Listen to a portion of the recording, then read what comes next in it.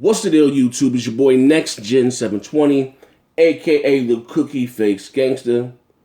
You know I stay in the 4K Embassy, and even though I ain't make this cup of coffee, it's still a great cup of coffee.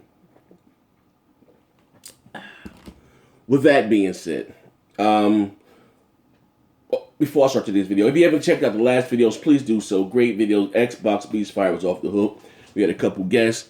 Also, too, yesterday I did a little slight hangout, which turned out a little longer than expected. Slid some information about the Nintendo Switch. Wasn't too thrilled about it. And yeah, I think a lot of you guys throw around the term hating very loosely. You only hate on something or you're jealous of something that you can't afford. You know, it's not that trust me, I've said this again and again. Gaming will be in a much better space if the big three, which means Microsoft, Sony, Nintendo, are out there competing and lobbying for our dollar. Gaming will be in a much better space. Trust me. You know, but you know it's okay to be different. Which again, exclusives is what gives their console its identity. But you have to at least offer the other things that your competitors are doing. You know.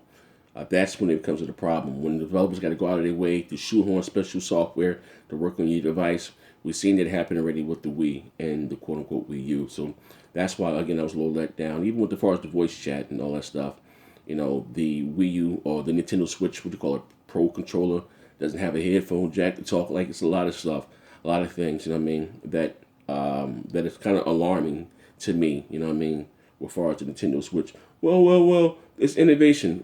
What's innovative about it? Stop Nintendo, what Nintendo needs to do, and start worried about putting their innovation into a gadget or a peripheral and put their innovation into the game. Whether it be, Zelda or whatever. To me, then it will come off being much better and people will look at it as Nintendo trying to pull another gimmick.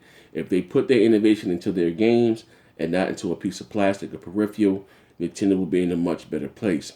Now, with that being said, this week, I think the show means Friday or Saturday. Go to Target. They have buy two get one free. You know what I mean? That's how I was able to take advantage of this deals here. I think the sale may end either Saturday or either Friday. Buy two get one free. Target does it once a year, I believe. Toys R Us does it also. Buy two get one free. Take advantage of. That's what I was able to do here. Also, too, good news for you guys who are looking to get on board with PlayStation VR in the UK. There has been a price drop. I think, but it's $350 euros or either pounds. Now dropped down to $333 on Amazon. Here in the States, the bundle I believe is still $500. If I can get the bundle for like $400, if they slash the bundle by $100, I'll go out there and buy it. You know, because I do want to try it. You know, just to have again content for the channel to give my honest impressions of. Like I haven't yet to try it yet. You know what I mean? None of my stores out here by me that I've been to, whether the Best Buys or the Targets, Walmarts, nobody has a VR stand set up. So I have yet to try it. You know what I mean? I may make jokes about it, you know what I mean? Which I do still think at the end of the day, what I think is going to hold VR back is the fact that it's a very expensive piece of a peripheral. It costs more than the actual console, you know what I mean? So, and then the developers got to go out of their way to, you know, make software for it. So that's when, I mean, you know, that's when, again, I think seeing things becomes as quote-unquote a gimmick or whatever you want to call it. But anyway, enough of that. Good news for Sony fans, or just gamers in general. You know, at least this next gen stepping out of the console war thing. For whatever reason, you guys think I hate Sony. I told you guys I play everything, I game on everything. I just prefer the Xbox. But Sony has released a updated list of games that are going to support the PlayStation 4 Pro at launch. Now, I told you guys this months ago. No one believed me, said I was making shit up, and it's crazy as hell. Go back in hindsight, you know, like if you guys are new to my channel, first of all, please subscribe. If you're swinging by, please subscribe. I try to do content every day. But I told you guys this then, that every game to release on the PS4 going forward from October has to support a promo via per Sony. You know what I mean? According to what I read, you know what I mean? And what was told to me by a certain individual. Now, pause. So Sony has updated their list of games that's going to support the PS4 Pro at launch. I think the list is up to 30. It's more than 30 titles, and they said it would be at 45 by the end of 2016.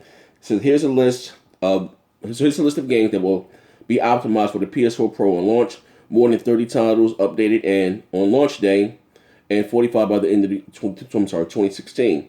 Next Thursday, November 10th, see the launch of the PS4 Pro, our most powerful games console ever, offering enhanced performance and via boosted CPU and GPU with resolutions up to 4K HDR image technology and faster, more stable frame rates.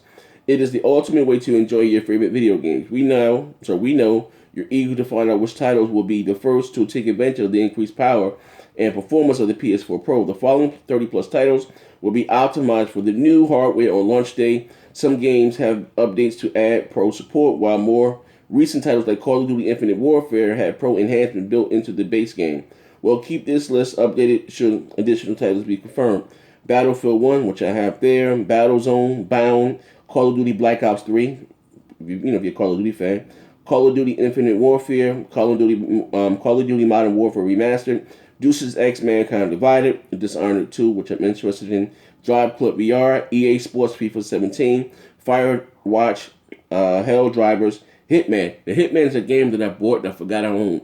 I bought it digitally. I got the collector's edition. I bought it digitally and forgot I owned the damn game. I haven't yet to play Hitman. Hustle Kings. I think that's a pool game, if I'm not mistaken. Infamous First Light, Infamous Second Son, Knack,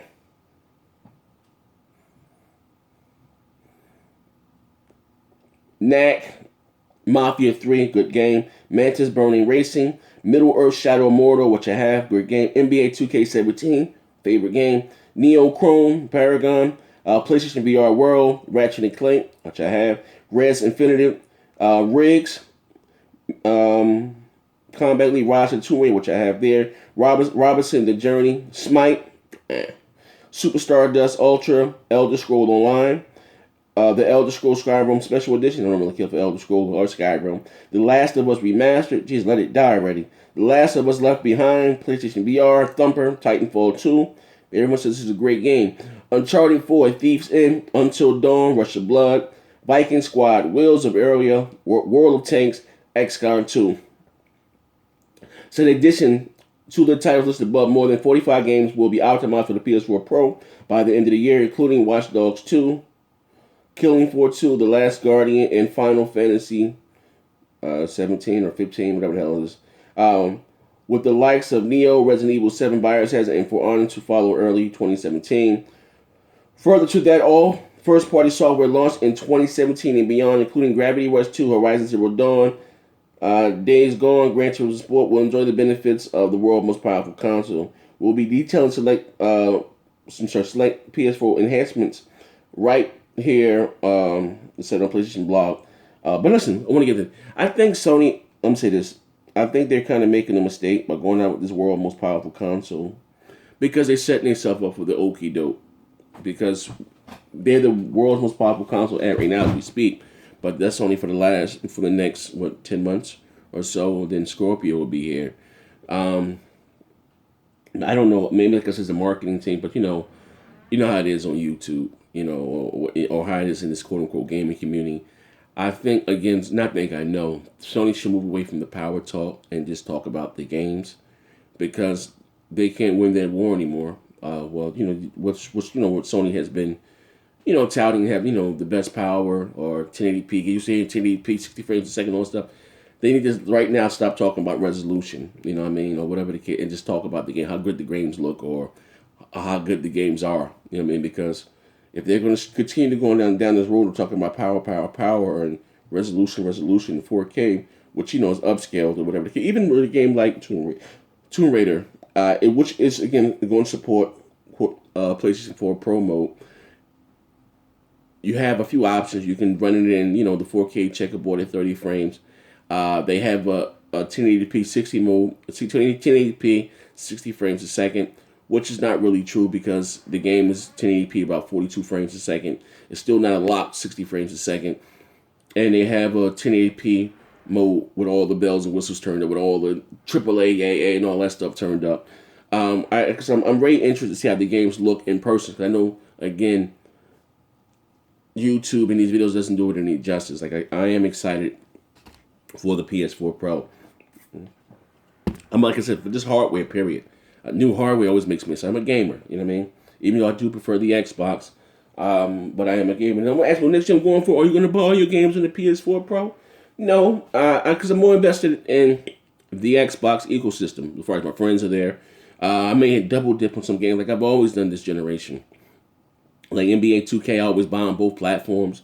You know, because I do have some friends that only play on PlayStation. So it depends on the game. You know what I mean? And I do, like I said again, I do prefer the Xbox controller over the DualShock. That's just me, especially for first-person shooters. I don't like the two knobs being so close together, and I suck at shooters. So it is what it is. But anyway, this is your boy Next Gen 720. Thank you for rocking out with me. And as I always say, bang bang.